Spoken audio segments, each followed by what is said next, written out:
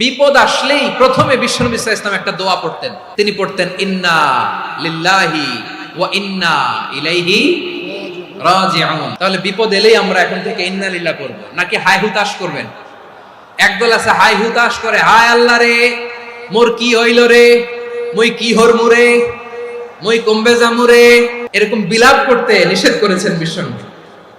কি করব, কই যাব, কি হবে, হায় হায়, এরকম হাহুতাশ আছে না? নাই। বিশ্বাসীরা হাহুতাশ করে না, তারা ইন্না লিল্লাহ পড়ে। তারপরে বিশ্বনবী পড়তেন আল্লাহুম্মা আজুরনি ফি মুসিবাতি ওয়াখলুফ লি খায়রাম মিনহা। একসাথে প্রথমে পড়তেন ইন্না লিল্লাহি ওয়া ইন্না ইলাইহি রাজিউন, তারপর পড়তেন আল্লাহুম্মা আজুরনি ফি মুসিবাতি ওয়াখলুফ লি খায়রাম মিনহা, মানে আল্লাহ এই যে আমি বিপদে ধৈর্য ধারণ করলাম এটার সব তুমি আমারে দাও, আর যেটা হারালাম এর চেয়ে ভালো কিছু দিয়ে মেকআপ করে দিও, ভালো কিছু দিয়ে বদল করে দিও। সুবহানাল্লাহ পড়েন।